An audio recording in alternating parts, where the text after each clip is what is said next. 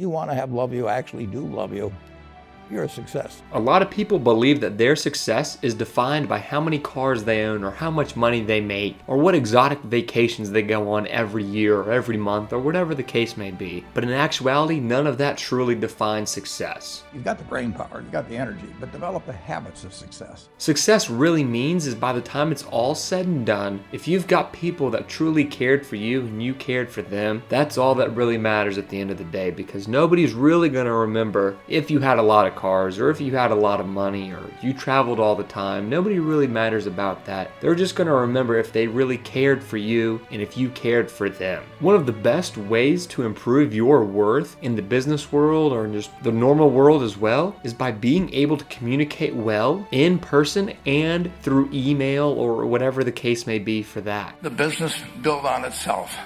So I want to tell you, I admire this group enormously. If you can carry a solid conversation with an individual in a timely manner, it appears so much more marketable and be able to do so much more because people are aware that you can communicate ideas to and fro other people. And that is a valuable asset to have in life, because the people that lack the ability to communicate just don't get anything done. You can't accomplish everything by doing it all by yourself. You'll need to have people help you along the way, and it's going to be vital for you in order to communicate to them and them to you. I knew I could have a good time, and I liked investing, and I didn't really feel I could read the books.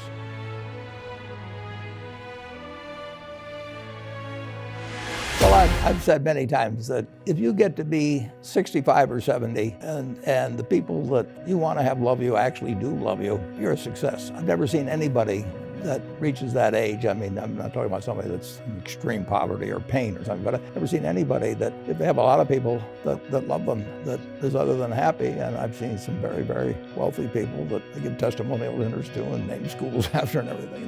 Nobody loves them. If they just learn to communicate better, both in writing and in person, they increase their value at least 50%. If you can't communicate, somebody says, it's like winking at a girl in the dark. Nothing happens, basically. And you have to be able to get forth your ideas. And that's relatively easy. I did it myself, but it's just hugely important. And if you invest in yourself, nobody can take it away from you. And the second thing, which I'll get a certain criticism for not living it, but I do tell students, that if I gave you a car and it'd be the only car you get in the rest of your life. Well, I was lucky that I got started early. I mean, it always helps if you get started early. And my dad happened to be in the investment business, so I would go down to his office on Saturdays. And so at age probably 7 or something, I started reading these books that were around the place. And so I had a 15-year jump on many people in a sense, and that helped a lot. And I was always fascinated by it. I mean, I knew what I wanted to do early, and I think that's a huge advantage too. You don't need a lot of brains in this business. I mean, I've always said if you got an IQ of 160, give away 30 points to somebody else because you don't need it in investments. What you do need is emotional stability. It never bothered me if people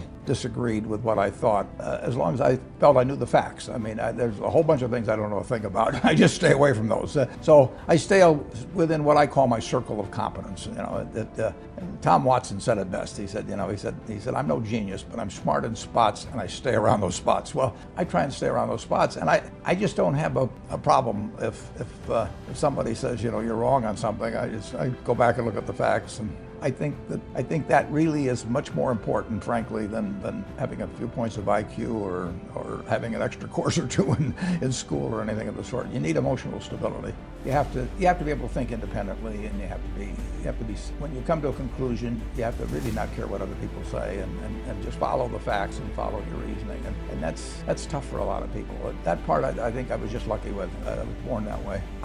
When I talk to students, I see these students and I tell them, you're $1 million asset. I would pay you $100,000 to the MBAs for 10% of the earnings for the rest of your life. So that makes you $1 million asset. Now, if you can do something to increase that value 50%, if you can learn to communicate better verbally or in written form, and you become 50% more, that's $500,000 just by improving yourself. I mean, nobody can take that away from you. And so I urge everybody, when they talk to them in high school about this and colleges, just develop the habits. You've got the brain power, you've got the energy, but develop the habits of success.